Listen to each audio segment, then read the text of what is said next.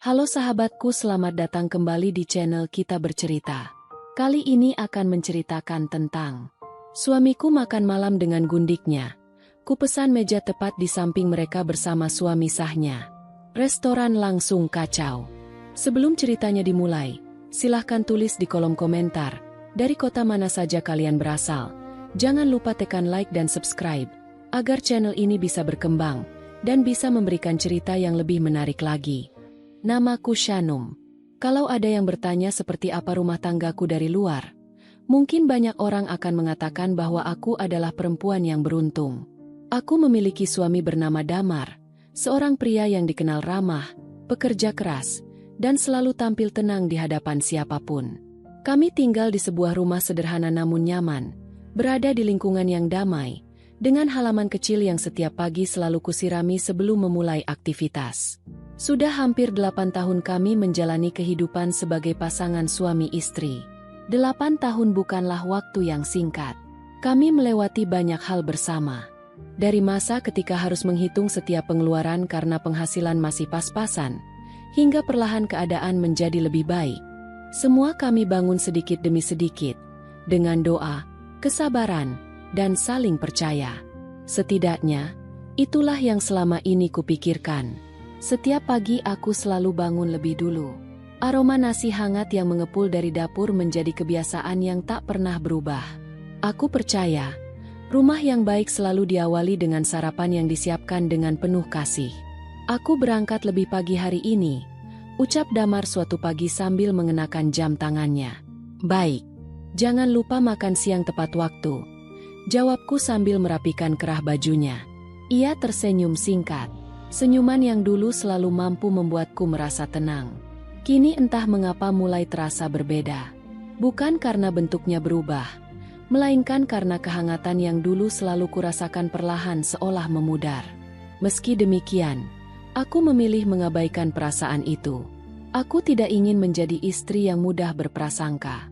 Bagiku, kepercayaan adalah pondasi yang harus dijaga. Seperginya Damar, rumah kembali sunyi. Aku mulai membersihkan ruang tamu, mencuci pakaian, lalu menyiram bunga-bunga yang berjajar di halaman depan. Aktivitas sederhana seperti itu selalu berhasil membuat pikiranku lebih tenang. Di sela-sela kesibukan, tetanggaku, Bu Ayu, mampir membawa beberapa potong kue buatannya. "Shanum, coba ini, baru selesai dipanggang," katanya sambil tersenyum. "Wah, terima kasih banyak, Bu." Kami berbincang cukup lama di teras rumah. Topiknya ringan, mulai dari tanaman hias, harga kebutuhan pokok, hingga rencana kegiatan warga minggu depan. Aku memang bukan tipe orang yang senang ikut campur urusan orang lain. Selama hidupku berjalan tenang, aku merasa itu sudah lebih dari cukup. Menjelang sore, Damar mengirim pesan singkat. "Pulang agak malam ya. Ada rapat dengan klien." Aku membaca pesan itu sambil tersenyum kecil. "Baik, hati-hati di jalan." Tak pernah sekalipun aku membalas dengan pertanyaan berlebihan. Aku percaya setiap orang membutuhkan ruang untuk bekerja secara profesional. Malam itu, meja makan sudah tertata rapi. Sayur bening, ikan bakar favorit Damar, dan sambal yang baru saja kulek masih terasa hangat. Jam menunjukkan pukul 8. Belum pulang. Pukul 9. Masih belum ada kabar. Aku kembali memeriksa telepon genggam. Tidak ada pesan baru. Aku menarik napas panjang, lalu menenangkan diri dengan membaca beberapa halaman buku yang sudah lama tertunda. Sekitar pukul 10:30 malam, suara mobil akhirnya terdengar memasuki halaman.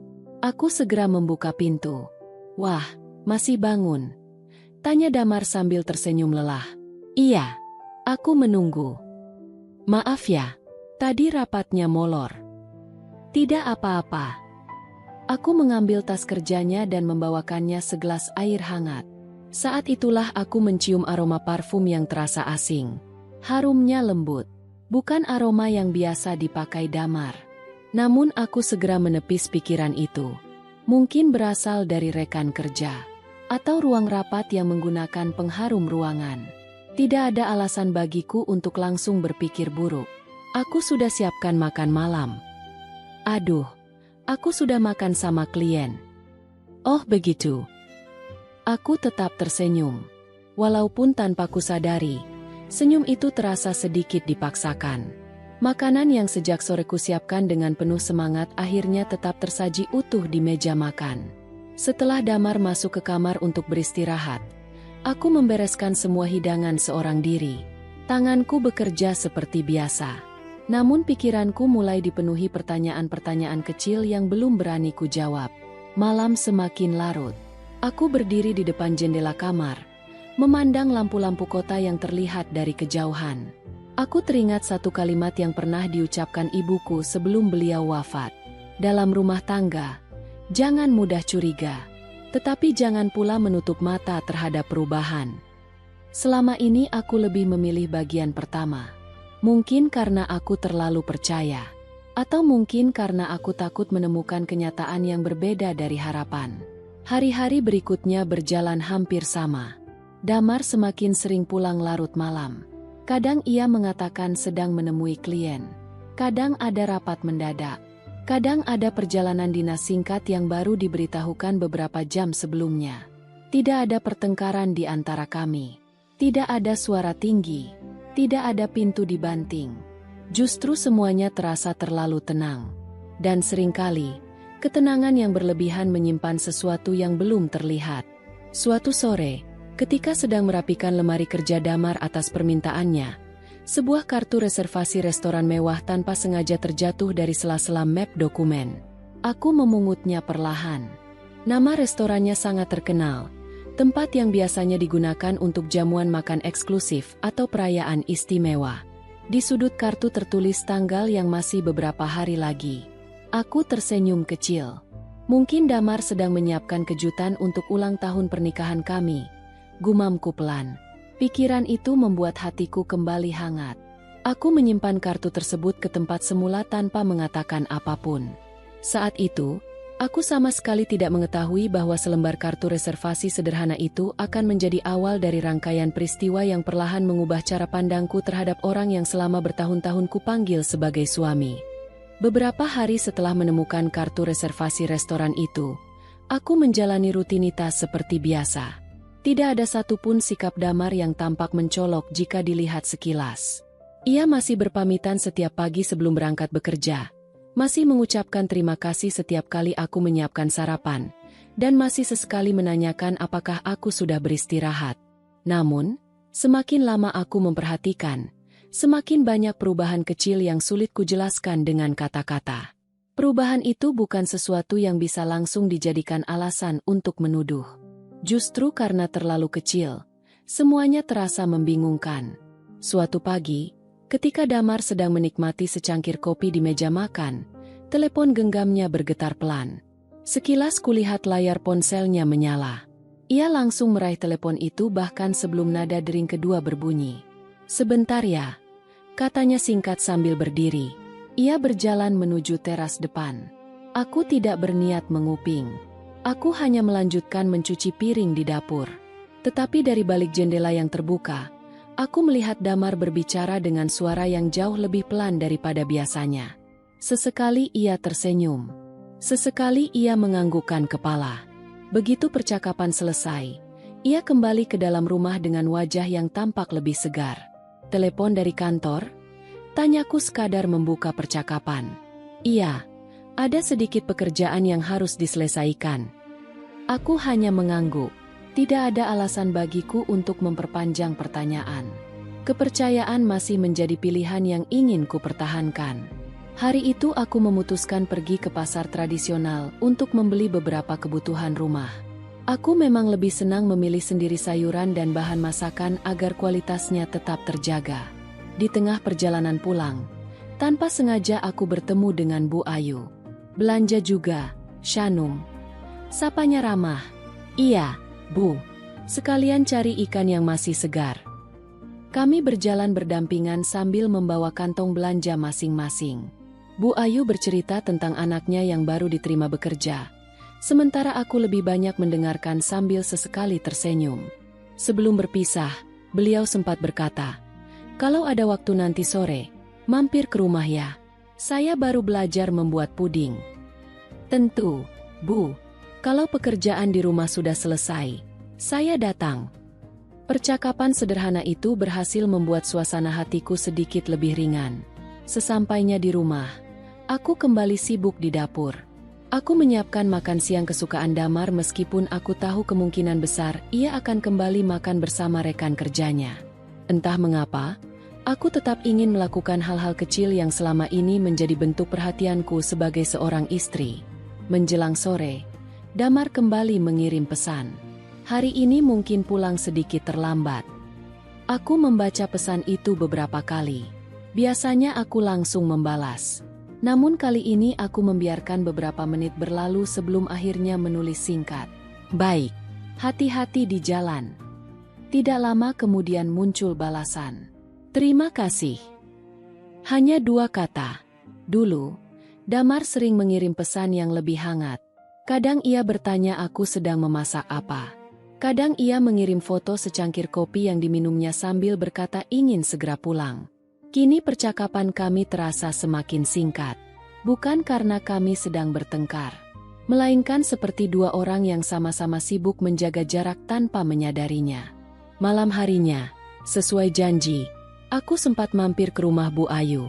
Rumahnya tidak jauh, hanya beberapa langkah dari tempat tinggalku. Kami menikmati teh hangat dan puding buatannya di teras. Bagaimana kabar Damar? Tanyanya. Alhamdulillah, sehat. Akhir-akhir ini pekerjaannya memang sedang padat. Semoga semua urusannya dimudahkan. Amin. Aku tersenyum, meskipun di dalam hati tersimpan kegelisahan yang mulai sulit kuabaikan. Saat kembali ke rumah, kulihat mobil Damar belum berada di garasi. Jam sudah menunjukkan pukul 9 malam. Aku membuka lemari kecil di ruang kerja untuk mencari buku yang ingin kubaca.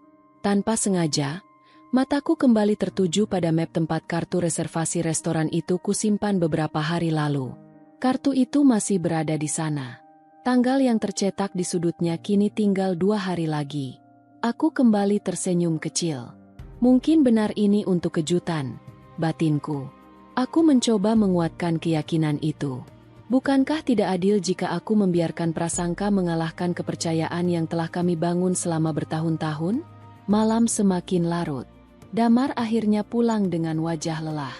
Seperti biasa, ia meminta maaf karena pulang terlambat.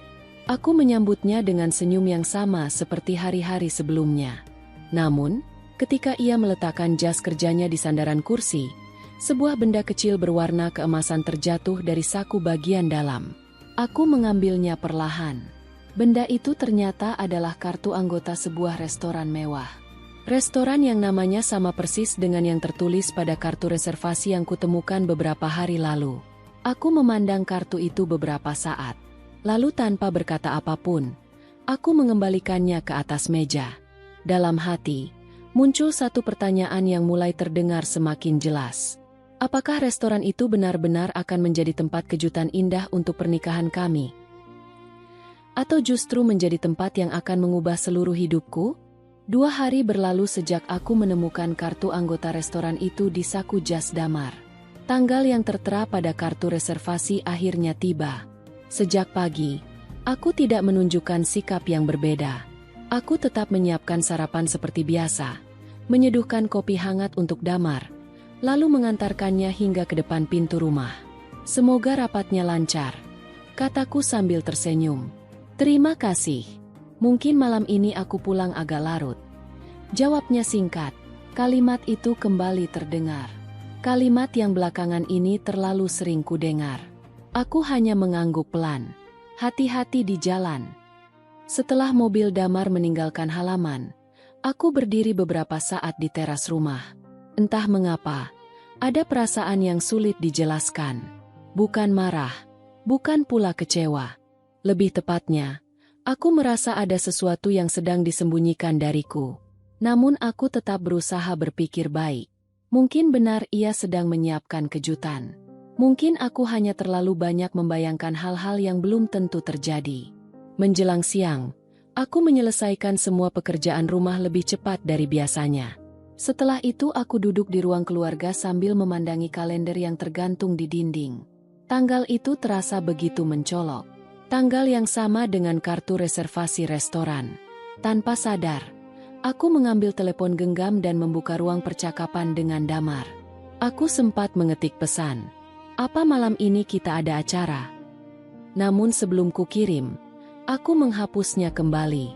Jika memang ada kejutan, tentu tidak akan terasa istimewa bila aku lebih dulu bertanya.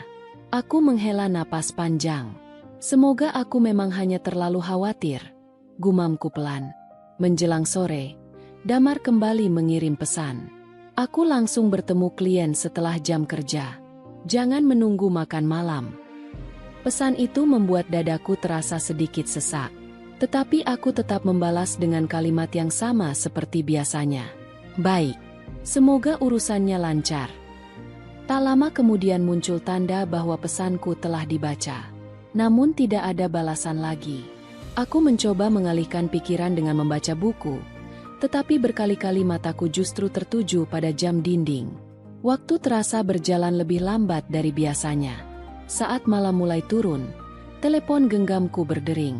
Nama Bu Ayu muncul di layar. Assalamualaikum, Shanum. Waalaikumsalam, Bu. Kamu sedang di rumah? Iya, Bu. Tadi saya baru pulang dari pusat kota.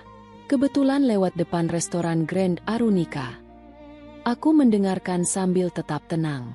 Lalu, Bu. Tadi saya seperti melihat Damar masuk ke sana. Aku tersenyum kecil. Oh, mungkin memang sedang bertemu klien. Iya, bisa jadi. Soalnya saya tidak begitu jelas melihatnya. Mobilnya mirip mobil Damar. Terima kasih sudah memberitahu, Bu. Setelah percakapan selesai, aku meletakkan telepon perlahan. Aku mencoba meyakinkan diriku sendiri. Restoran mewah memang sering digunakan untuk pertemuan bisnis. Tidak ada yang aneh. Tidak ada yang perlu dicurigai. Tetapi entah mengapa, kakiku justru melangkah menuju kamar. Aku membuka lemari, mengambil tas, lalu mengenakan hijab berwarna krem yang biasa kupakai saat menghadiri acara resmi. Aku sendiri tidak mengerti mengapa malam itu ingin pergi ke restoran tersebut. Mungkin hanya ingin memastikan bahwa semuanya baik-baik saja. Perjalanan menuju restoran memakan waktu sekitar 30 menit. Semakin dekat, jantungku berdetak semakin cepat. Bangunan restoran itu tampak megah dengan lampu-lampu kristal yang memantulkan cahaya hangat. Deretan mobil mewah memenuhi area parkir, sementara para tamu datang mengenakan pakaian yang rapi. Aku melangkah masuk dengan tenang. Seorang pelayan menyambutku dengan ramah. Selamat malam, Ibu. Apakah sudah memiliki reservasi? Belum. Saya hanya ingin makan malam. Silakan, Ibu. Pelayan itu mengantarkanku melewati deretan meja. Baru beberapa langkah berjalan, pandanganku berhenti pada satu sudut ruangan. Napas seolah tertahan. Di sana, Damar sedang duduk berhadapan dengan seorang perempuan yang belum pernah kulihat sebelumnya. Perempuan itu berpenampilan anggun, berpakaian elegan, rambutnya tertata rapi, dan sesekali tertawa kecil saat berbicara. Di atas meja, 2 gelas minuman dan beberapa hidangan telah tersaji. Tatapan Damar kepada perempuan itu begitu hangat. Tatapan yang sudah lama tidak kulihat saat ia memandangku. Aku berdiri terpaku. Dunia di sekelilingku seperti mendadak sunyi. Pelayan yang berdiri di sampingku sempat bertanya pelan. Ibu, apakah tidak apa-apa? Aku menarik napas dalam-dalam. Ya, saya tidak apa-apa. Aku segera memalingkan wajah sebelum Damar menyadari kehadiranku. Dengan langkah perlahan, aku keluar dari restoran tanpa membuat keributan sedikit pun. Sesampainya di dalam mobil, air mataku akhirnya jatuh. Aku tidak menangis karena marah. Aku menangis karena semua keyakinan yang selama ini kujaga mulai runtuh di depan mataku. Beberapa menit kemudian, telepon genggamku kembali berbunyi. Pesan dari Damar. Rapatnya masih berlangsung. Mungkin pulang lebih malam. Aku membaca pesan itu berulang kali. Padahal beberapa menit sebelumnya, aku melihatnya tersenyum sambil menikmati makan malam bersama perempuan lain. Untuk pertama kalinya selama 8 tahun pernikahan kami, Aku sadar bahwa suamiku telah membohongiku secara langsung. Dengan tangan yang masih gemetar, aku kembali membuka ingatan tentang wajah perempuan itu. Siapa dia? Mengapa Damar begitu akrab dengannya? Dan mengapa pertemuan itu harus disembunyikan dariku? Aku menghapus air mata, menyalakan mesin mobil, lalu menatap kembali bangunan restoran melalui kaca depan. Aku tidak akan membuat keributan malam ini. Aku juga tidak akan menuduh tanpa mengetahui seluruh kenyataannya. Jika memang ada kebenaran yang sedang disembunyikan, aku ingin mengungkapnya dengan kepala dingin. Aku belum mengetahui nama perempuan itu. Dan yang lebih mengejutkan lagi, perempuan itu ternyata bukanlah wanita lajang. Ia telah memiliki seorang suami sah bernama Haikal. Sebuah kenyataan yang kelak akan menyeret 4 orang ke dalam satu meja makan yang sama, dan mengubah sebuah makan malam mewah menjadi peristiwa yang tidak akan pernah dilupakan oleh siapapun. Aku memutuskan pulang malam itu tanpa menemui Damar. Sepanjang perjalanan, pikiranku dipenuhi berbagai pertanyaan. Berkali-kali aku mencoba menghubungkan semua kejadian selama beberapa bulan terakhir. Alasan pulang larut, pesan singkat yang semakin dingin, aroma parfum yang asing, hingga kartu reservasi restoran yang sempat membuatku berharap akan ada kejutan untuk ulang tahun pernikahan kami. Kini semuanya mulai membentuk sebuah gambaran. Meski begitu, aku masih menahan diri untuk tidak mengambil kesimpulan. Apa yang kulihat memang menyakitkan, tetapi aku sadar bahwa emosi seringkali membuat seseorang mengambil keputusan yang keliru. Sesampainya di rumah, aku langsung membersihkan wajah dan mengganti pakaian. Rumah terasa begitu sunyi. Jam dinding menunjukkan hampir pukul 11 malam ketika suara mobil Damar akhirnya terdengar memasuki halaman. Seperti biasa, ia membuka pintu dengan wajah yang tampak lelah. "Maaf ya, rapatnya benar-benar panjang," katanya sambil meletakkan tas kerja. Aku memandangnya beberapa detik. Kalimat itu terdengar begitu tenang, seolah tidak terjadi apa-apa. "Sudah makan?" tanyaku pelan. "Iya, tadi makan sekalian sama klien." Aku mengangguk. "Syukurlah." Hanya itu jawabanku. Damar tampak sedikit heran karena aku tidak banyak bertanya. Ia lalu masuk ke kamar mandi tanpa menyadari bahwa beberapa jam sebelumnya aku telah melihat sendiri siapa klien yang menemaninya makan malam. Malam itu aku hampir tidak bisa memejamkan mata. Setiap kali menutup mata, bayangan Damar yang tersenyum hangat kepada perempuan itu kembali muncul. Aku tidak pernah melihatnya tertawa seperti itu dalam beberapa bulan terakhir. Keesokan paginya, aku tetap menjalani rutinitas seperti biasa. Aku tidak ingin Damar mengetahui bahwa aku mulai menyadari perubahan dalam dirinya. Justru sekarang aku merasa harus lebih tenang. Jika memang ada sesuatu yang disembunyikan, aku membutuhkan bukti, bukan sekadar dugaan. Beberapa hari berikutnya, pola kehidupan Damar kembali berulang. Pulang larut, alasan rapat, pertemuan dengan klien, perjalanan kerja mendadak. Aku mulai memperhatikan tanpa membuatnya curiga. Bukan untuk mencari-cari kesalahan, melainkan untuk memahami apa yang sebenarnya sedang terjadi. Suatu siang, saat sedang berbelanja kebutuhan rumah di sebuah pusat perbelanjaan, aku memutuskan beristirahat sejenak di sebuah kedai kopi. Tempat itu cukup ramai. Aku memilih duduk di dekat jendela sambil menikmati secangkir teh hangat. Tidak lama kemudian, mataku menangkap sosok yang terasa begitu familiar. Perempuan itu. Perempuan yang kulihat bersama Damar di restoran beberapa malam lalu. Ia berjalan memasuki kedai sambil tersenyum kepada seseorang yang sudah lebih dahulu menunggu. Namun orang yang menyambutnya kali ini bukan Damar. Seorang pria lain berdiri, membantu menarikan kursi, lalu mempersilahkannya duduk. Keduanya tampak berbicara dengan akrab. Sesekali mereka tersenyum. Pria itu bahkan dengan lembut menuangkan minuman ke gelas perempuan tersebut. Aku memperhatikan dari kejauhan. Raut wajah pria itu sama sekali tidak menunjukkan kecurigaan. Sebaliknya, ia tampak memperlakukan perempuan itu dengan penuh perhatian. Saat pelayan datang membawa pesanan, tanpa sengaja aku mendengar percakapan singkat mereka. "Mbak Aleta, dessert favoritnya sudah siap." Aleta. Untuk pertama kalinya, aku mengetahui nama perempuan itu. Beberapa menit kemudian, pelayan kembali menghampiri meja mereka. "Pak Haikal, apakah ada tambahan pesanan?" Aku menundukkan kepala perlahan. Jadi pria yang duduk bersama Aleta bukan rekan kerja, bukan saudara, melainkan suaminya. Dadaku terasa semakin sesak. Artinya, bukan hanya aku yang tidak mengetahui apa yang sedang terjadi. Ada seorang suami lain yang tampaknya juga hidup dengan kepercayaan yang sama sepertiku. Aku segera mengalihkan pandangan agar tidak menarik perhatian. Dalam hati, muncul rasa iba kepada pria itu. Ia tampak begitu tulus menemani istrinya. Ia bahkan sesekali tersenyum sambil mendengarkan cerita Aleta.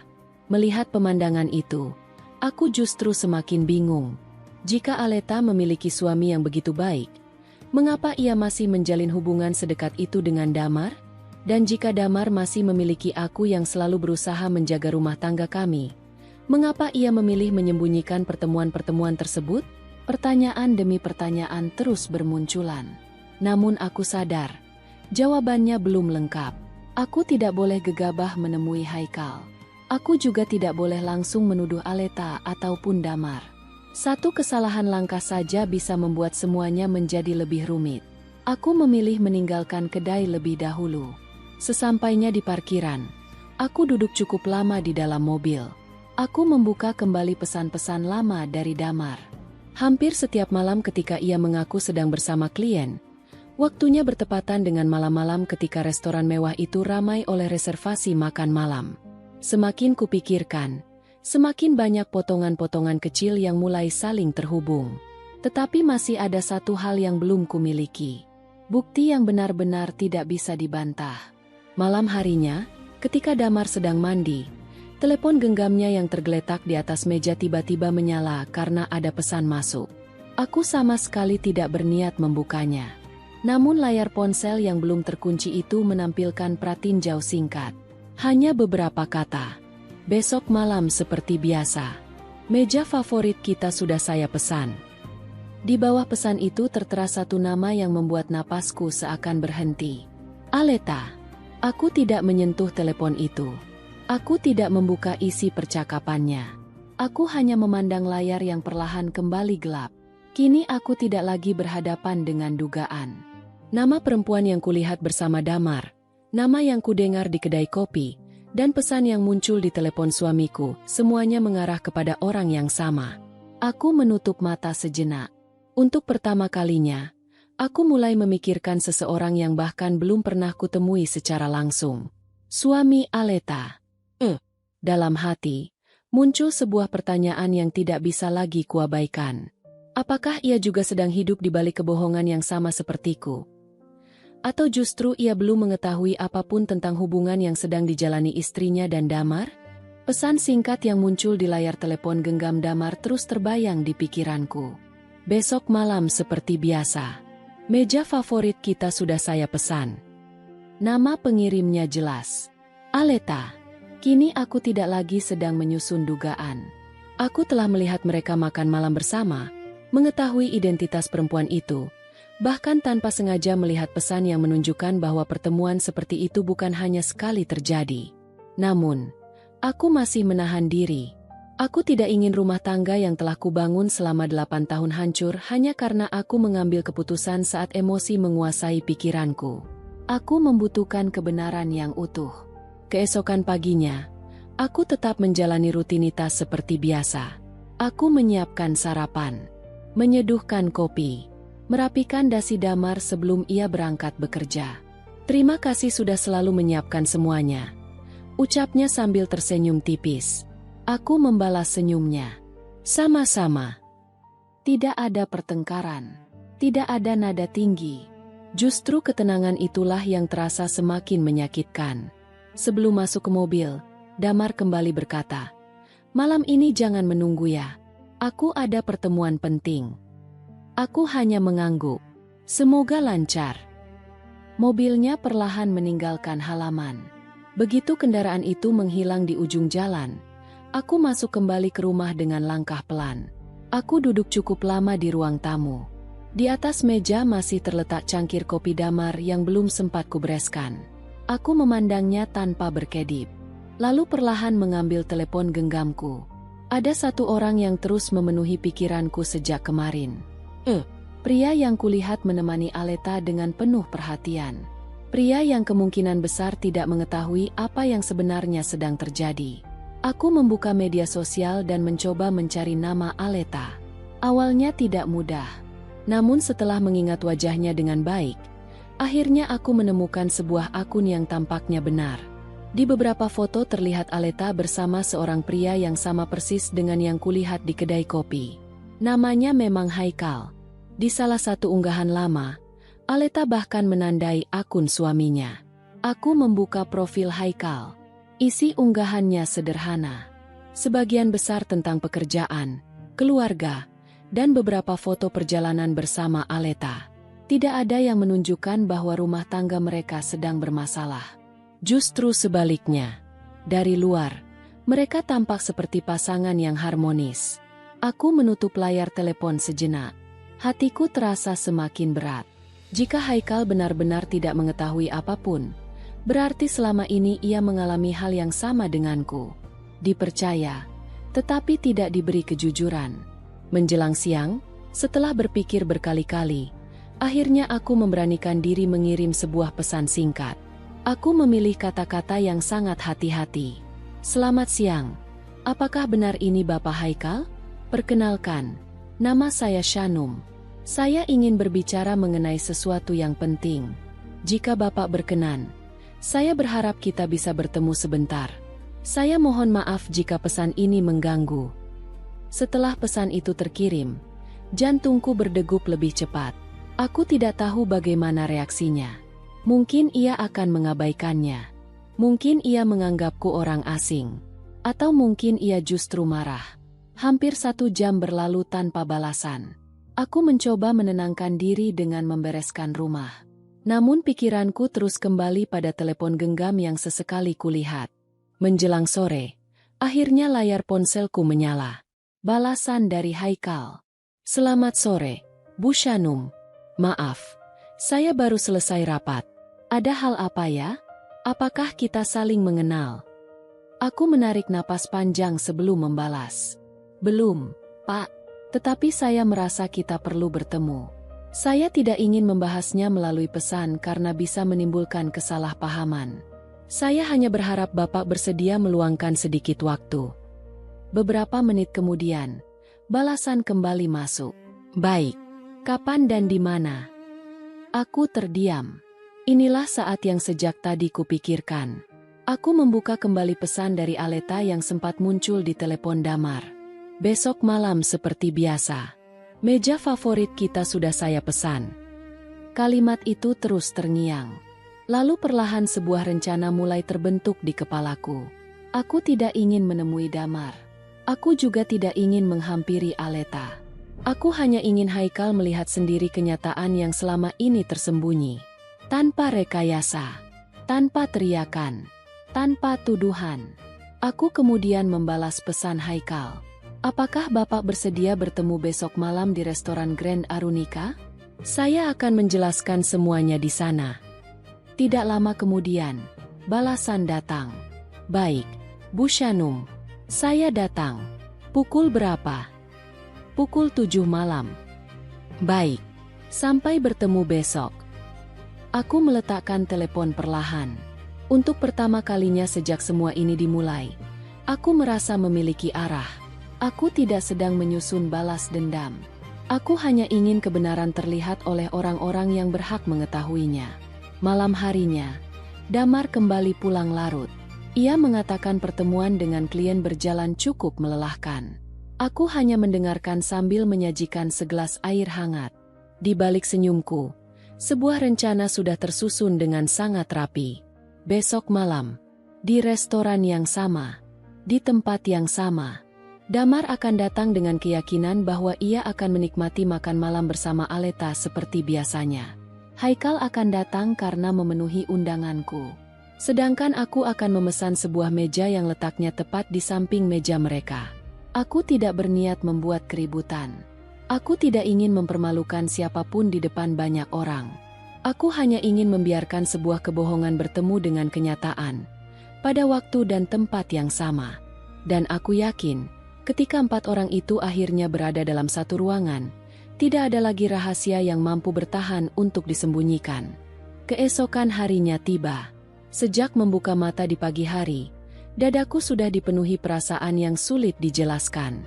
Aku tidak merasa lega, tetapi juga tidak ingin lagi terus hidup dalam ketidakpastian. Hari itu kulalui seperti hari-hari sebelumnya. Aku tetap menyiapkan sarapan untuk Damar, menyeduhkan kopi hangat, merapikan meja makan. Bahkan ketika Damar berpamitan sebelum berangkat bekerja, aku masih tersenyum seperti biasanya. Aku mungkin pulang larut lagi malam ini, katanya sambil mengenakan jas. Iya, hati-hati di jalan. Terima kasih. Ia melangkah menuju mobil tanpa sedikit pun menyadari bahwa malam itu akan menjadi malam yang tidak pernah ia bayangkan. Setelah Damar pergi, aku mempersiapkan diriku dengan tenang. Aku memilih hijab berwarna krem yang sama seperti saat pertama kali melihatnya bersama perempuan itu. Gamis sederhana berwarna coklat muda kupilih agar tidak terlalu mencolok. Aku tidak ingin datang untuk mencari perhatian. Aku datang untuk mencari kejelasan. Menjelang sore, telepon genggamku berbunyi. Pesan dari Haikal. Bu Shanum, saya berangkat dari kantor sekitar pukul 6. Insya Allah saya sampai tepat waktu. Aku segera membalas. Baik, Pak. Terima kasih. Saya sudah memesan meja. Sebelum berangkat, aku menarik napas panjang di depan cermin. Wahai Shanum, bisikku kepada diri sendiri. Apapun yang terjadi malam ini, tetaplah berbicara dengan tenang. Aku tidak ingin kemarahan mengalahkan harga diriku. Restoran Grand Arunika malam itu tampak lebih ramai dibandingkan biasanya. Lampu-lampu kristal memancarkan cahaya hangat. Alunan musik instrumental terdengar pelan. Para tamu menikmati makan malam sambil berbincang dengan keluarga maupun rekan kerja. Tidak seorang pun menyangka bahwa beberapa menit lagi suasana restoran akan berubah. Aku datang lebih awal. Pelayan menyambutku dengan ramah. Selamat malam, Ibu. Reservasi atas nama siapa? Atas nama Shanum. Pelayan segera memeriksa daftar. Silakan, Ibu. Meja sudah kami siapkan. Aku mengikuti langkah pelayan hingga berhenti di sebuah meja yang letaknya persis di samping meja favorit yang selama ini digunakan Damar dan Aleta. Inilah alasan mengapa aku memilih tempat ini. Aku tidak ingin menghampiri mereka. Aku ingin mereka yang menyadari kehadiranku. Beberapa menit kemudian, Haikal datang. Ia mengenakan kemeja biru tua dengan wajah yang tampak tenang, meskipun sorot matanya memperlihatkan rasa penasaran. Assalamualaikum. Sapanya sopan. Waalaikumsalam. Terima kasih sudah datang, Pak. Kita benar-benar belum pernah bertemu ya? Iya. Kami berjabat tangan sekadarnya sebagai bentuk salam hormat, lalu duduk berhadapan. Haikal memandangku beberapa saat. Bu Shanum, sebenarnya ada apa? Dari kemarin saya terus memikirkan pesan Ibu. Aku menarik napas perlahan. Saya mohon Bapak bersabar beberapa menit lagi. Maksudnya? Saya ingin Bapak melihat sendiri. Haikal terlihat semakin bingung, namun ia memilih diam. Tidak lama kemudian, pintu restoran kembali terbuka. Aku langsung mengenali sosok Damar yang berjalan masuk dengan pakaian rapi. Di sampingnya, Aleta. Perempuan itu tampil anggun dengan gaun berwarna lembut. Senyumnya mengembang saat berbicara kepada Damar, seolah malam itu hanyalah makan malam biasa. Mereka berjalan menuju meja langganan mereka. Namun baru beberapa langkah, Damar menghentikan langkahnya. Tatapannya membeku. Matanya menatap lurus ke arahku, lalu bergeser kepada Haikal yang duduk di hadapanku. Wajahnya berubah pucat. Shanum. Suara Damar terdengar pelan, penuh keterkejutan. Di sampingnya, Aleta ikut mengikuti arah pandangan Damar. Begitu melihat Haikal duduk bersamaku, senyum di wajahnya seketika menghilang. Mas, Haikal. Suara Aleta bergetar. Haikal perlahan menoleh ke belakang. Tatapannya berganti dari Aleta kepada Damar. Lalu kembali lagi kepada Aleta. Kerutan di dahinya semakin dalam. Aleta? Suasana restoran yang semula dipenuhi percakapan santai mendadak menjadi sunyi. Beberapa tamu mulai menoleh. Damar mencoba tersenyum canggung. Shanum, kamu, kenapa ada di sini? Aku menjawab dengan suara tenang. Bukankah kamu bilang sedang bertemu klien? Tidak ada nada tinggi. Tidak ada bentakan. Justru ketenangan itulah yang membuat suasana semakin menegangkan. Damar tidak mampu menjawab. Aleta tampak gugup. Ia mencoba berbicara kepada Haikal. Mas, ini tidak seperti yang Mas pikirkan. Haikal masih memandang istrinya tanpa berkedip. Lalu seperti apa, Aleta? Aleta membuka mulut, tetapi tidak ada kalimat yang keluar. Damar kemudian maju selangkah. Pak Haikal, izinkan saya menjelaskan. Haikal langsung mengangkat tangan, memberi isyarat agar Damar berhenti. Sebentar. Nada bicaranya tetap rendah, namun terdengar tegas. Pertama, saya ingin mendengar penjelasan dari istri saya. Aleta mulai panik. Mas, kami hanya sedang membicarakan pekerjaan. Aku memandang Aleta dengan tenang. Lalu mengapa harus berulang kali dilakukan saat malam hari, di restoran yang sama, dan disembunyikan dari pasangan masing-masing? Kalimatku membuat Aleta terdiam. Damar ikut kehilangan kata-kata. Beberapa tamu mulai berbisik pelan. Pelayan restoran tampak saling memandang. Khawatir suasana semakin memanas. Haikal mengeluarkan telepon genggamnya. Ia memandang Aleta. 2 hari lalu kamu bilang sedang makan bersama teman kuliah. Kemudian ia menoleh kepada Damar. Dan saya yakin, istri Bapak juga menerima alasan yang berbeda. Damar menundukkan kepala. Untuk pertama kalinya sejak semua ini dimulai, kebohongan yang selama ini mereka bangun tidak lagi memiliki tempat untuk bersembunyi. Aleta mulai menangis. Mas, tolong dengarkan aku dulu. Haikal menarik napas panjang. Sementara itu, beberapa tamu yang berada di meja sekitar mulai berdiri karena penasaran dengan apa yang sedang terjadi. Suasana restoran berubah menjadi kacau. Suara percakapan dari berbagai arah saling bertumpuk. Pelayan berusaha menenangkan para tamu agar tetap duduk. Di tengah keramaian itu, aku tetap duduk di kursiku. Aku tidak datang untuk membuat keributan. Aku hanya ingin mempertemukan kejujuran dengan kebohongan. Dan malam itu, tanpa perlu teriakan ataupun tindakan yang melampaui batas, topeng yang selama ini dikenakan Damar dan Aleta akhirnya terlepas di hadapan orang-orang yang paling mereka sakiti. Namun, aku sadar, apa yang terjadi malam itu bukanlah akhir dari persoalan. Justru semuanya baru saja dimulai. Suasana restoran Grand Arunika berubah drastis. Beberapa menit sebelumnya, para tamu masih menikmati makan malam dengan tenang. Kini hampir seluruh perhatian tertuju pada 2 meja yang berdampingan. Bisik-bisik mulai terdengar dari berbagai sudut ruangan. Beberapa pelayan berdiri dengan wajah cemas. Khawatir perdebatan itu akan mengganggu tamu lainnya. Aku masih tetap duduk di kursiku. Begitu pula Haikal. Berbeda dengan Damar dan Aleta yang tampak semakin gelisah. Shanum, kita pulang dulu. Semua ini bisa dijelaskan di rumah. Ucap Damar sambil berusaha menahan nada suaranya. Aku menggeleng pelan. 8 tahun aku selalu mendengarkan penjelasanmu. Malam ini, biarkan orang lain juga mendengar kejujuran. Damar menarik napas panjang. Ini bukan seperti yang kamu bayangkan. Haikal yang sejak tadi diam akhirnya berbicara. Kalimat itu sudah 2 kali saya dengar malam ini. Ia memandang Damar dengan tatapan tajam. Kalau memang bukan seperti yang kami bayangkan, silakan jelaskan. Aleta segera mendekati suaminya. Mas, ayo kita pulang saja. Namun Haikal melangkah mundur 1 langkah. Aku tidak akan pulang sebelum mengetahui mengapa kamu berada di sini bersama suami orang lain. Wajah Aleta semakin pucat. Ia tampak berusaha menyusun kalimat, tetapi setiap kata seolah tertahan di tenggorokannya. Damar mencoba mengambil alih. Saya dan Aleta memang beberapa kali bertemu. Untuk apa? Tanya Haikal. Urusan pekerjaan. Aku memandang Damar dengan tenang. Kalau urusan pekerjaan, mengapa harus selalu malam hari? Damar terdiam. Aku melanjutkan. Kalau urusan pekerjaan, mengapa kamu mengatakan sedang rapat? Sementara Aleta mengatakan kepada Haikal bahwa ia sedang bersama teman kuliahnya. Ruangan kembali sunyi. Tidak ada yang menjawab.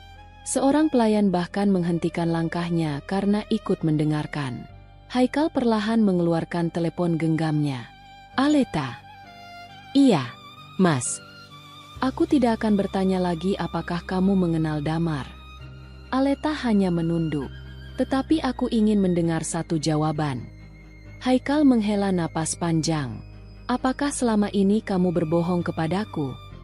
Air mata Aleta mulai mengalir. Mas, aku. Belum sempat ia menyelesaikan kalimatnya, Damar langsung berkata, jangan menyalahkan Aleta. Semua ini. Diam, Damar. Untuk pertama kalinya aku meninggikan suara. Bukan karena ingin mempermalukannya, melainkan karena aku tidak ingin ia kembali mengendalikan keadaan. Seluruh restoran kembali hening. Aku menatap suamiku. Selama berbulan-bulan kamu membiarkan aku hidup dengan kebohongan. Damar menundukkan kepala. Aku minta maaf. Maaf. Aku tersenyum tipis. Maafmu datang setelah kamu tidak punya lagi tempat untuk bersembunyi. Kalimat itu membuat Damar kehilangan kata-kata. Sementara itu, Haikal masih berdiri memandang Aleta. Tatapannya tidak lagi dipenuhi amarah. Justru lebih banyak kekecewaan. Aleta. Iya, Mas. Katakan yang sebenarnya. Aleta menutup wajahnya sambil menangis. Aku memang sering bertemu Damar. Jawaban itu membuat beberapa tamu saling berpandangan. Damar memejamkan mata. Haikal kembali bertanya. Hanya bertemu. Aleta menangis semakin keras. Kami sudah sangat dekat. Dadaku terasa sesak mendengar pengakuan itu. Meskipun aku sudah menduganya, mendengar langsung dari mulut Aleta tetap terasa menyakitkan. Namun sesuatu yang tidak terduga justru terjadi sesaat kemudian. Haikal sama sekali tidak marah. Ia hanya mengangguk pelan. Lanjutkan. Aleta terkejut. Mas. Katakan semuanya. Aleta memandang Damar seolah meminta bantuan. Namun Damar sendiri tampak kebingungan. Akhirnya Aleta kembali berbicara. Awalnya kami hanya bertemu karena proyek. Belum selesai ia berbicara, Haikal mengeluarkan sebuah amplop coklat dari dalam tas kerjanya. Ia meletakkannya di atas meja. Aku sudah tahu. Semua orang terdiam. Termasuk aku. Damar langsung menatap amplop itu dengan wajah pucat. Apa maksud Bapak? Haikal membuka amplop tersebut. Di dalamnya terdapat beberapa lembar hasil cetak foto. Ia meletakkannya satu persatu di atas meja. Foto-foto itu memperlihatkan Damar dan Aleta sedang keluar dari restoran yang sama pada malam-malam sebelumnya. Ada pula foto ketika keduanya berjalan berdampingan di area parkir. Tanggal dan waktunya tercetak jelas. Aku memandang Haikal dengan terkejut. Pak, sejak kapan Bapak memiliki semua ini? Haikal tersenyum pahit. Sudah hampir 1 bulan. Aku membeku. Damar pun tampak sangat terkejut. Kalau Bapak sudah tahu, mengapa baru sekarang? Haikal menarik napas panjang. Inilah yang belum diketahui siapapun. Ia memandangku. Bu Shanum. Iya, Pak. Sebenarnya saya sudah menyelidiki mereka sejak beberapa minggu lalu. Aku benar-benar tidak menyangka. Tetapi saya belum pernah menemui Damar ataupun Aleta. Kenapa? Karena saya ingin memastikan semuanya dengan kepala dingin. Ia kembali melihat foto-foto itu. Saya bahkan sudah menyewa seorang penyelidik untuk memastikan apakah dugaan saya benar. Aku menatap Haikal dengan campuran rasa terkejut dan iba. Berarti, selama ini aku bukan satu-satunya orang yang diam-diam mencari kebenaran. Haikal ternyata juga melakukan hal yang sama.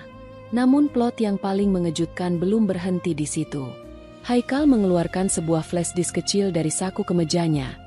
lalu meletakkannya perlahan di atas meja. Tatapan Damar langsung berubah. Wajahnya yang sejak tadi pucat kini benar-benar kehilangan warna. "Apa itu?" tanya Damar dengan suara pelan. Haikal menatapnya tanpa berkedip. "2 minggu yang lalu, aku mulai curiga saat Aleta kembali pulang larut malam." Ia menghela napas panjang sebelum melanjutkan. "Aku mengikuti mereka sendiri. Dari dalam mobil, aku merekam pertemuan kalian menggunakan kamera dashboard yang selalu aktif." Aleta sontak menutup mulutnya dengan kedua tangan. "Mas, rekaman itu bukan hanya memperlihatkan kalian makan malam," lanjut Haikal dengan suara tenang namun tegas, "tetapi juga memperlihatkan bagaimana kalian berjalan bergandengan tangan menuju area parkir setelah restoran tutup." Kalimat itu membuat Damar spontan mundur selangkah. Aleta menangis semakin keras. "Aku sendiri hanya mampu memandang flash disk kecil itu tanpa berkata apa-apa.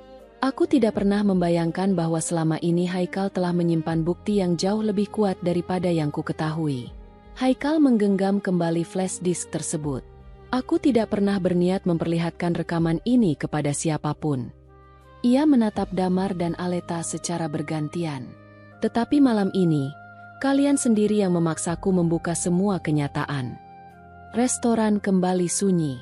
Tidak ada lagi alasan yang bisa disampaikan. Tidak ada lagi kebohongan yang dapat menutupi kenyataan. Dan untuk pertama kalinya malam itu, Damar dan Aleta menyadari bahwa bukan hanya Shanum yang mengetahui rahasia mereka. Haikal ternyata telah selangkah lebih dulu mengetahui semuanya. Suasana di restoran Grand Arunika masih dipenuhi keheningan. Beberapa saat sebelumnya, tempat itu dipenuhi suara perdebatan. Kini tidak ada lagi yang berani berbicara. Para tamu yang sejak tadi memperhatikan mulai kembali ke meja masing-masing.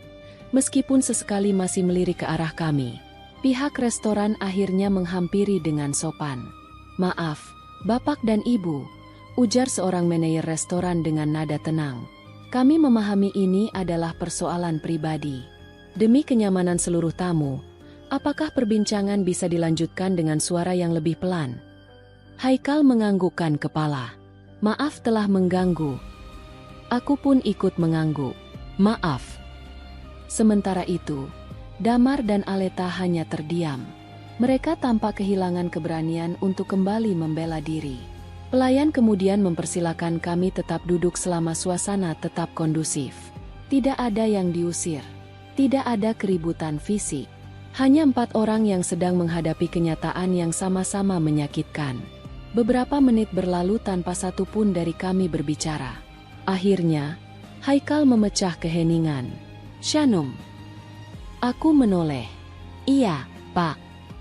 Terima kasih karena memilih menghubungi saya." Aku menggeleng pelan. "Saya tidak sedang mencari teman menghadapi masalah. Lalu, saya hanya merasa Bapak berhak mengetahui kenyataan yang sama seperti saya." Haikal menghela napas panjang. "Saya menghargai keputusan itu." Kalimatnya sederhana, namun cukup membuatku merasa bahwa setidaknya aku telah memilih cara yang benar. Aku tidak menyebarkan fitnah. Aku tidak mempermalukan siapapun melalui media sosial. Aku hanya mempertemukan orang-orang yang berhak mengetahui kebenaran. Haikal kemudian memandang Damar. "Pak Damar." Damar mengangkat wajahnya perlahan.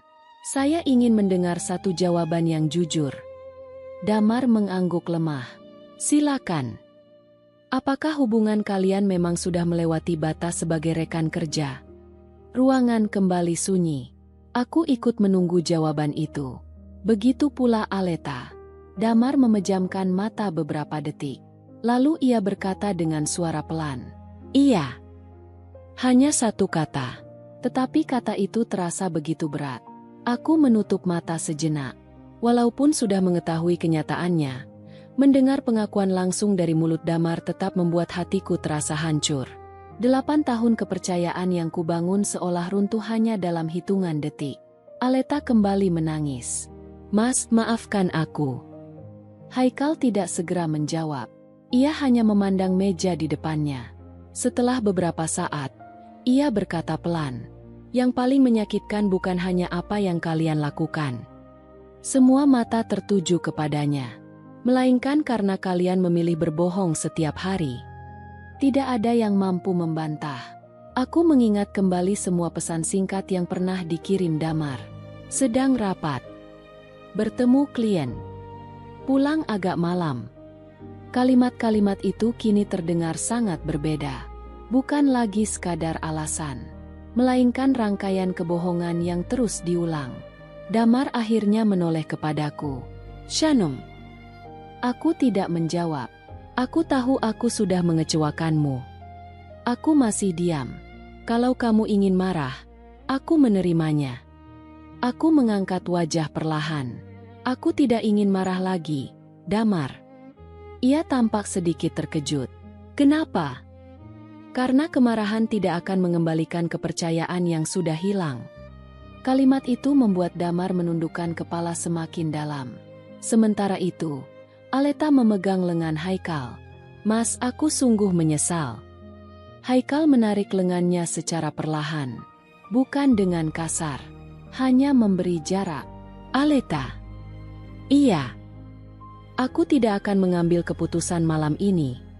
Aleta menatapnya penuh harap. Aku ingin berpikir dengan tenang. Air mata Aleta kembali mengalir. Aku mohon beri aku kesempatan. Haikal tidak menjawab. Ia hanya menghela napas panjang. Aku bisa melihat dengan jelas bahwa hatinya sedang berperang. Di satu sisi ia kecewa. Di sisi lain, ia berusaha agar tidak mengambil keputusan karena emosi. Aku memahami perasaan itu. Karena aku pun sedang mengalaminya. Tidak lama kemudian, Damar berbicara lagi. Aku siap menerima apapun keputusanmu, Shanum. Aku memandangnya beberapa saat. Lalu menurutmu, keputusan seperti apa yang pantas setelah semua ini? Damar tidak mampu menjawab. Ia hanya menunduk. Aku melanjutkan dengan suara tetap tenang. Selama beberapa bulan terakhir, aku terus menyalahkan diriku sendiri. Damar perlahan mengangkat wajah.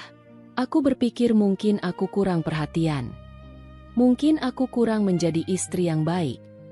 Mungkin aku terlalu sibuk mengurus rumah. Aku tersenyum tipis. Ternyata semua itu bukan penyebabnya. Air mata mulai membasahi pipiku. Masalahnya adalah karena kamu memilih mengkhianati kepercayaan yang kuberikan. Damar menutup wajahnya dengan kedua tangan. Untuk pertama kalinya malam itu, ia menangis. Bukan tangisan yang keras, melainkan tangisan penuh penyesalan. Restoran kembali sunyi. Bahkan suara musik yang mengalun pelan terasa tenggelam oleh suasana haru di antara kami. Beberapa tamu yang sebelumnya memperhatikan kini mulai meninggalkan restoran. Malam semakin larut. Haikal berdiri dari kursinya. Ayo, Aleta. Aleta ikut berdiri dengan langkah pelan. Mas, kita pulang. Nada suara Haikal tetap tenang, namun tidak lagi sehangat biasanya. Sebelum melangkah pergi, ia menoleh kepadaku. Bu Shanum. Iya, Pak. Terima kasih. Aku menganggukkan kepala. Semoga Bapak diberi kekuatan. Amin. Haikal kemudian berjalan menuju pintu keluar. Aleta mengikutinya beberapa langkah di belakang. Sesekali ia berusaha memanggil suaminya, tetapi Haikal tetap melangkah tanpa menoleh. Kini tinggallah aku dan Damar, duduk berhadapan. Tanpa ada lagi alasan yang tersisa. Tanpa ada lagi kebohongan yang bisa disembunyikan. Damar memandangku dengan mata yang masih memerah. Shanum. Apakah masih ada kesempatan bagiku untuk memperbaiki semuanya? Aku tidak langsung menjawab. Aku berdiri perlahan dari kursiku, mengambil tas yang sejak tadi berada di samping, lalu menatap Damar dengan tenang. Ada beberapa kesalahan yang masih bisa diperbaiki. Aku berhenti sejenak, tetapi ada juga kepercayaan yang, ketika sudah hancur, membutuhkan waktu yang sangat panjang untuk dibangun kembali. Aku melangkah meninggalkan meja itu. Damar tidak mengejarku. Ia hanya tetap duduk memandangi kursi kosong di hadapannya. Malam itu, untuk pertama kalinya sejak kami menikah 8 tahun lalu, aku melangkah keluar dari restoran bukan sebagai seorang istri yang dipenuhi harapan, melainkan sebagai seorang perempuan yang akhirnya berani menerima kenyataan. Meskipun kenyataan itu sangat menyakitkan. Namun jauh di dalam hatiku, aku sadar bahwa keputusan terbesar dalam hidupku belum benar-benar dibuat. Dan keputusan itulah yang akan menentukan apakah rumah tangga kami masih memiliki masa depan, atau hanya tinggal kenangan. Malam semakin larut ketika aku meninggalkan restoran Grand Arunika. Udara di luar terasa lebih dingin daripada biasanya. Deretan lampu jalan memantulkan cahaya di atas aspal yang mulai lengang. Aku berjalan perlahan menuju mobil sambil menggenggam tas di dada. Di belakangku, aku mendengar langkah kaki Damar.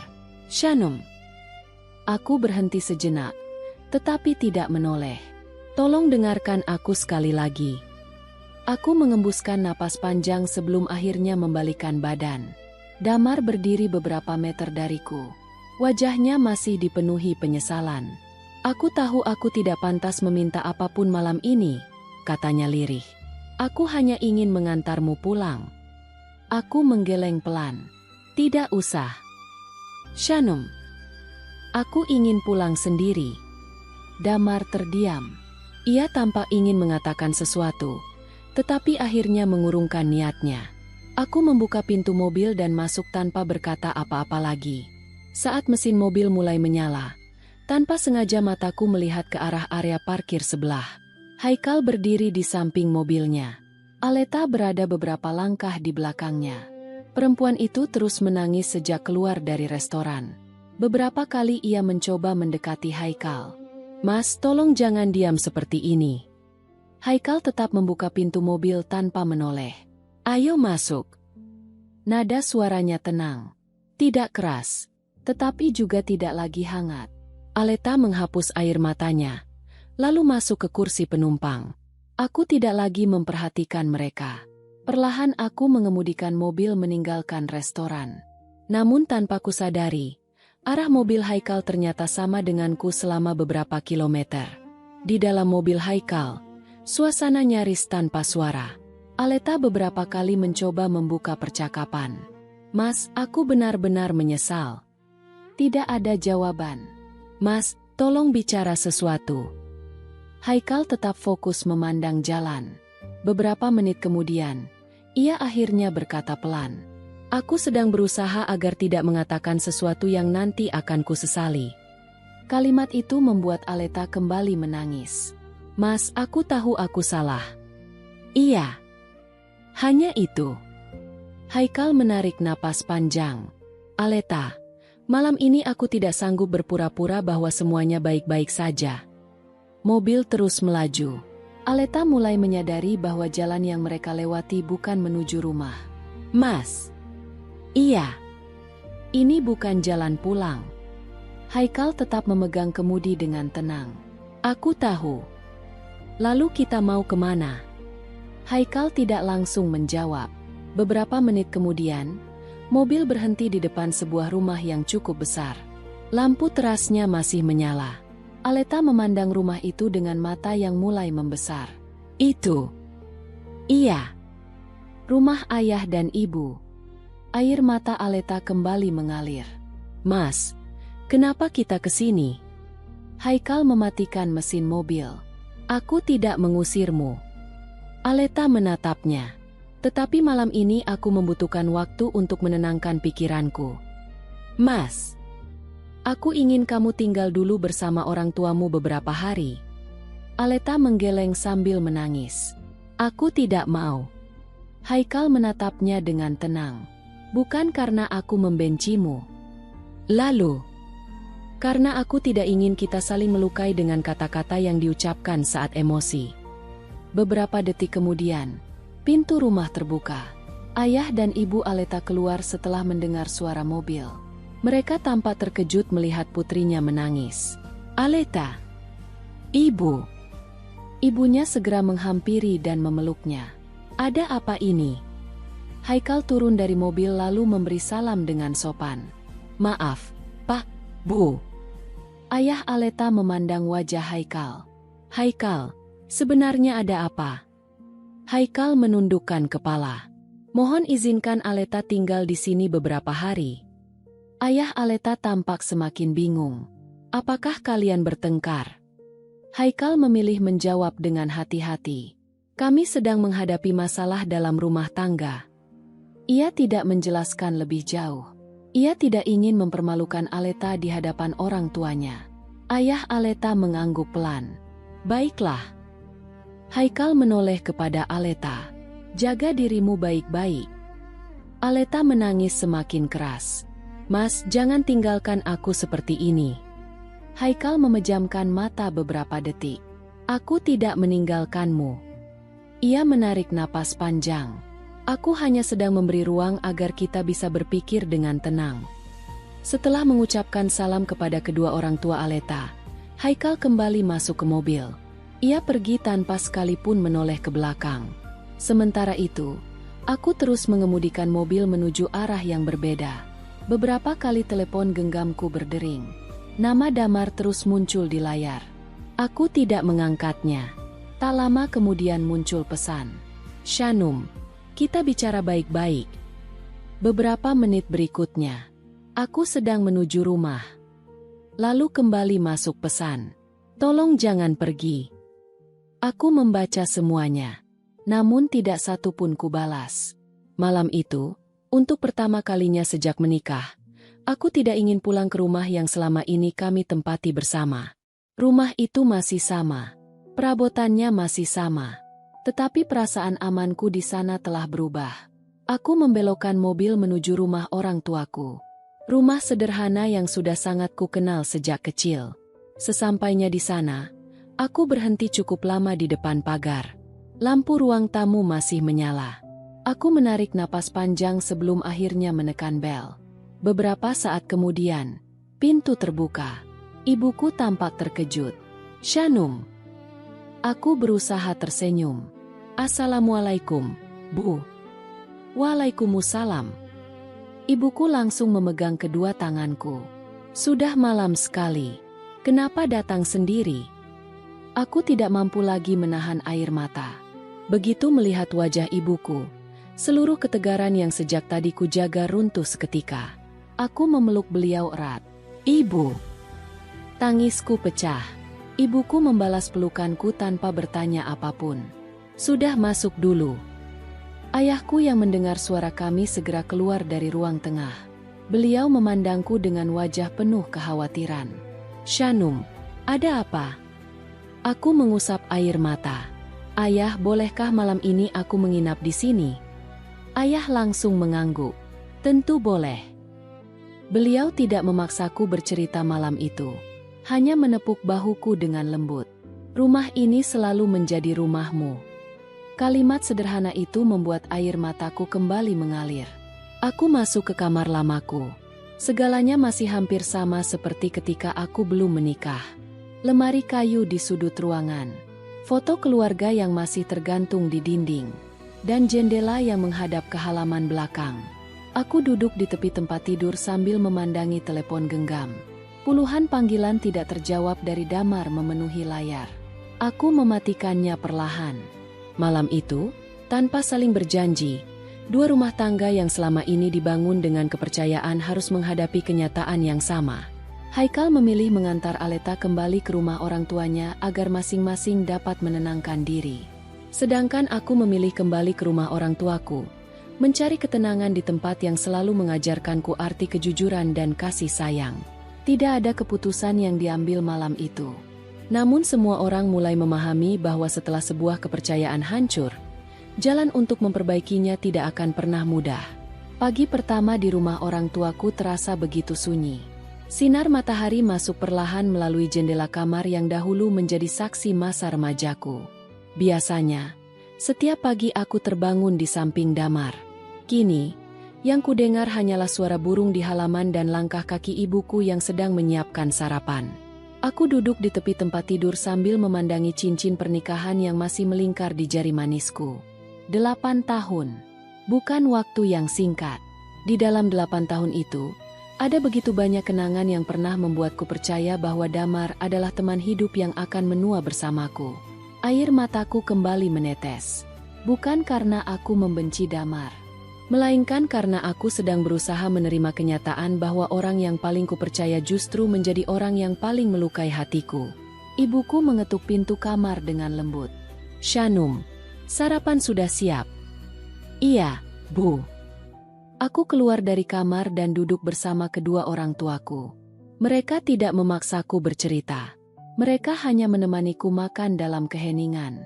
Sebelum aku kembali ke kamar, ayah memegang pundakku. "Shanum." "Iya, Yah." "Ayah tidak akan menyuruhmu mengambil keputusan tertentu." Aku menatap beliau. "Tetapi apapun keputusanmu nanti, jangan membuatnya karena kebencian." Aku mengangguk perlahan. "Niatkan karena ingin menjaga harga dirimu dan ketenangan hatimu." Kalimat itu terus terngiang di kepalaku. Di tempat lain, Damar kembali ke rumah yang kini terasa begitu kosong. Tidak ada aroma masakan yang biasa menyambutnya. Tidak ada suara televisi yang sering kutonton saat menunggunya pulang. Tidak ada sepasang sandal milikku di dekat pintu. Rumah yang selama ini terasa hangat, mendadak menjadi sunyi. Barulah saat itu Damar menyadari bahwa perhatian-perhatian kecil yang selama ini ia anggap biasa ternyata adalah hal yang paling ia rindukan.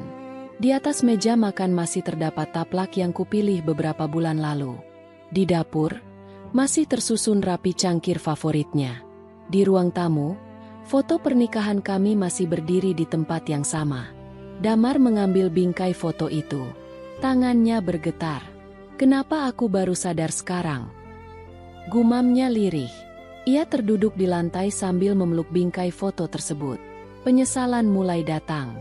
Namun penyesalan memang seringkali hadir setelah semuanya terlambat. Sementara itu, di rumah orang tuanya, Aleta juga menjalani hari-hari yang tidak mudah. Ibunya beberapa kali mencoba menghiburnya. Namun Aleta lebih banyak diam. Ia tidak lagi memikirkan restoran mewah. Tidak lagi memikirkan pertemuan-pertemuan rahasia. Yang terus terbayang di benaknya justru wajah Haikal ketika memilih mengantarnya pulang ke rumah orang tuanya tanpa satupun kata kasar. Haikal tidak pernah membentaknya. Tidak pernah mempermalukannya di depan orang lain. Sikap tenang itulah yang justru membuat hati Aleta semakin hancur. "Aku kehilangan kepercayaan orang yang paling tulus kepadaku," bisiknya sambil menangis. Untuk pertama kalinya, Aleta benar-benar memahami bahwa sebuah kebohongan tidak hanya melukai pasangan, tetapi juga menghancurkan rasa hormat yang telah dibangun selama bertahun-tahun. Beberapa hari kemudian, Damar menghubungi ayahku. Dengan suara penuh kerendahan hati, ia meminta izin untuk bertemu. Ayah tidak langsung menjawab. Beliau lebih dahulu menanyakan pendapatku. "Bagaimana menurutmu, Shanum?" Aku terdiam cukup lama. Aku bersedia bertemu. Bukan untuk kembali seperti dulu, melainkan agar semua persoalan benar-benar selesai dengan baik. Pertemuan itu dilakukan di ruang tamu rumah orang tuaku. Damar datang seorang diri. Wajahnya jauh berbeda dibanding beberapa hari sebelumnya. Matanya sembab, tubuhnya tampak lebih kurus. Begitu melihatku, ia berdiri beberapa saat tanpa mampu mengucapkan sepatah kata pun. Akhirnya ia menundukkan kepala. "Shanum." Aku memandangnya dengan tenang. "Aku datang bukan untuk meminta agar kamu langsung memaafkanku." Aku tetap diam. Aku hanya ingin meminta maaf. Air mata Damar jatuh tanpa mampu ia tahan. "Aku sudah menghancurkan kepercayaanmu.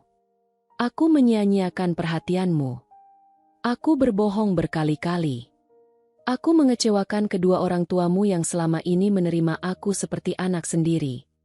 Suasana ruang tamu menjadi sangat hening. Ayah dan ibuku ikut mendengarkan tanpa menyela. Damar kemudian mengeluarkan sebuah kotak kecil. Bukan hadiah. Di dalamnya terdapat cincin pernikahan miliknya. Ia meletakkannya di atas meja. "Dulu aku berjanji akan menjaga rumah tangga kita." Suara Damar mulai bergetar. Tetapi akulah yang mengingkari janji itu. Aku memandang cincin tersebut beberapa saat. Lalu aku berkata dengan pelan, "Damar." "Iya. Aku memaafkanmu." Damar langsung mengangkat wajahnya. "Benarkah?" Aku mengangguk. "Iya." Air mata kembali mengalir di wajahnya. Namun aku melanjutkan kalimatku. Memaafkan bukan berarti rasa percaya itu langsung kembali. Senyum di wajah Damar perlahan menghilang. Aku menarik napas panjang. Aku memilih memaafkan agar hatiku tidak dipenuhi kebencian. Tetapi untuk melanjutkan perjalanan sebagai suami istri, aku berhenti sejenak. Aku belum mampu. Damar menutup wajahnya dengan kedua tangan. Ia memahami maksud perkataanku. Ada luka yang bisa dimaafkan. Namun tidak semua luka bisa segera disembuhkan. Pada hari yang sama, Haikal juga datang menemui Aleta di rumah orang tuanya. Aleta langsung menangis ketika melihat suaminya. "Mas, maafkan aku." Haikal mengangguk pelan. "Aku sudah memaafkanmu." Aleta tersenyum di balik air mata. Namun Haikal kembali berkata, "Maaf bukan berarti semua akibat dari perbuatan kita hilang." Aleta kembali menundukkan kepala. "Aku akan menerima apapun keputusanmu." Haikal memandang istrinya dengan tatapan penuh kesedihan. "Aku berharap suatu hari nanti kamu benar-benar belajar bahwa kesetiaan bukan dijaga ketika pasangan sedang melihat, tetapi ketika tidak ada seorang pun yang mengetahui apa yang kita lakukan." Kalimat itu membuat Aleta menangis semakin keras. Ia menyadari bahwa tidak ada lagi alasan yang bisa menghapus penyesalannya. Beberapa minggu kemudian, aku kembali menjalani kehidupanku dengan lebih tenang. Aku mulai membantu ibuku mengurus usaha kecil keluarga. Aku belajar kembali menemukan kebahagiaan dari hal-hal sederhana. Sesekali kenangan tentang Damar masih datang. Namun kini aku tidak lagi menangisinya setiap malam. Aku memilih menyerahkan semua luka kepada waktu dan kepada Tuhan. Karena aku percaya, setiap kejujuran akan menemukan jalannya sendiri, meskipun harus melewati air mata. Sementara itu, Damar dan Aleta harus menjalani hidup dengan penyesalan atas pilihan yang mereka buat. Mereka akhirnya memahami bahwa kebohongan mungkin dapat disembunyikan untuk sementara waktu, tetapi tidak akan pernah mampu bersembunyi selamanya. Dan aku, Shanum, belajar bahwa kehilangan seseorang yang kita cintai memang menyakitkan. Namun kehilangan harga diri dan kepercayaan kepada diri sendiri akan jauh lebih menyakitkan jika terus dipertahankan. Sejak malam ketika aku memilih duduk di meja yang tepat di samping mereka, hidupku memang berubah. Tetapi dari peristiwa itulah aku mengerti satu hal yang akan selalu kupegang sepanjang hidup. Kesetiaan bukan dibuktikan dengan kata-kata indah, melainkan dengan kejujuran ketika tidak ada seorang pun yang sedang melihat.